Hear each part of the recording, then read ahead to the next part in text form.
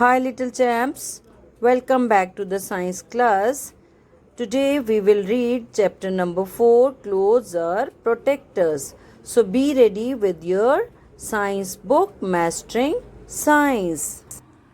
Let's start reading chapter number 4, Clothes are Protectors. Yes, we use clothes to protect our body. Early humans had no idea of clothes. They used to cover their bodies with leaves of trees or animal skins. Later, they learnt about clothes. Yes, dear children, जो early humans थे उनको पहले कपड़ों को clothes को पहनने की जानकारी नहीं थी. वो अपनी बॉडी को ट्रीज के लीव्स के साथ कवर करते थे या फिर एनिमल्स की स्किन के साथ. Later they learned about clothes. फिर धीरे धीरे उनको क्लोथ्स के बारे में जानकारी होने लगी. वो सीख गए कि हम क्लोथ्स बना के पहन सकते हैं. We wear clothes due to the following reason. Here are the reasons why we wear the clothes. Clothes make us look smart. Clothes protect us from the heat of the sun, cold, rain, dust and insect bite. Clothes help us to identify the job of a person like doctor, lawyer, policeman, nurse and postman. Yes, dear students, आपने देखा है कि अब हम जब कपड़े पहनते हैं तो हम स्मार्ट दिखना चाहते हैं तो हम डिफरेंट टाइप्स की ड्रेसेस पहनते हैं कि ये पहनेंगे तो अच्छा लगेगा, ट्राउजर पहनेंगे तो अच्छा लगेगा या मैं जीन्स पहन के स्मार्ट लगूं. तो एक रीजन ये है क्लोथ्स पहनने का कि we look smart. Number 2, clothes protect us from heat of the sun, cold, rain, dust and insect bite. Another reason is that clothes protect us from sun. Sun की जो heat होती है अगर वो हमारी बॉडी पे डायरेक्ट पड़ेगी तो हमारी स्किन जो है स्लोली बर्न्ट होती रहती है. और विंटर्स में अगर हम अपनी बॉडी को क्लोथ्स के साथ कवर नहीं करेंगे तब भी हमारी बॉडी को सर्दी जो है ज्यादा लगेगी. रेन में हम लोग रेन कोट से कवर करते हैं क्योंकि हमारी बॉडी को हम गीला नहीं करना चाहते. Dust and insect bite. If we wear the clothes we keep our body clean.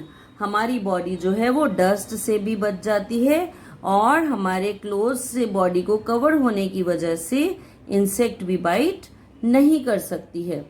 Number 3, clothes help us to identify the job of a person like doctor, lawyer, policeman, nurse and postman.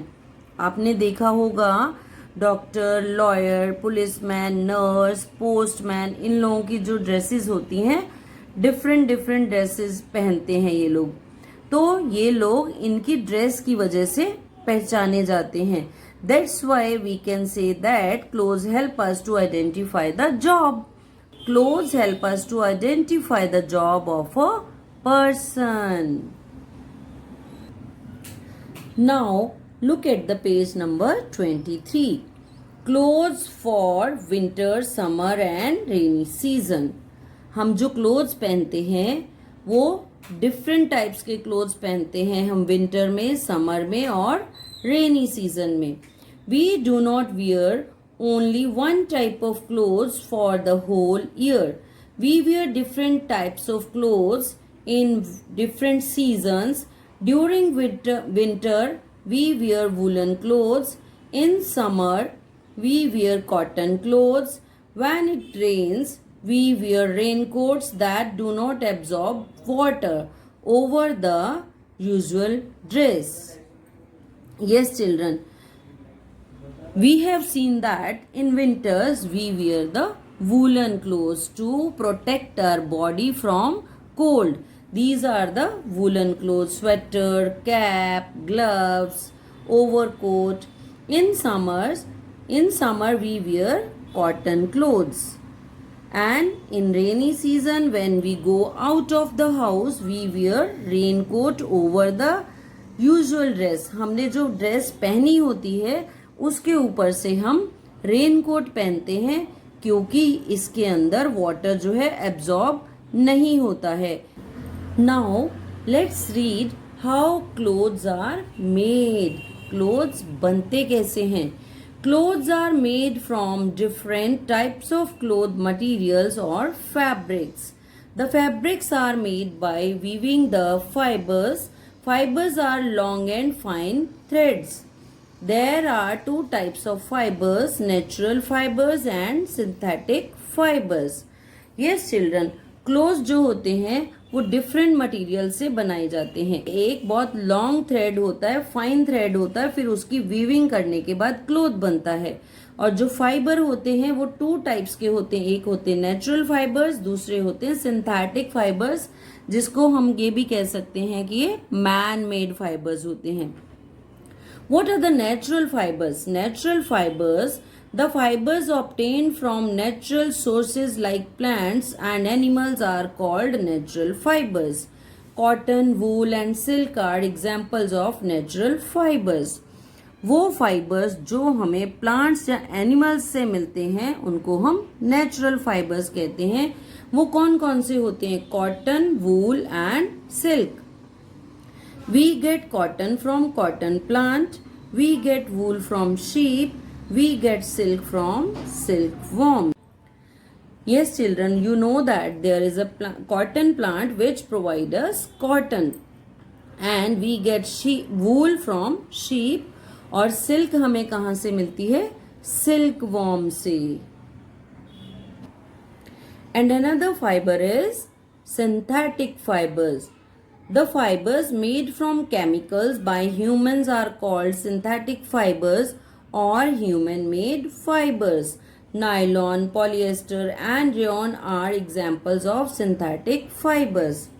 जिस fibre को human के द्वारा बनाया जाता है chemicals को use करके, those fibers are known as synthetic fibers or human-made fibers. इनमें कौन कौन से क्लोथ्स आते हैं? Nylon, polyester and rayon. These are the examples of synthetic fibers.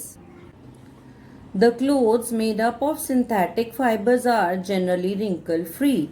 Some are waterproof and some dry very quickly. Synthetic fibers are stronger than the natural fibers. जो synthetic fibre होते हैं वो रिंकल फ्री होते हैं, उनमें wrinkles नहीं पड़ते हैं.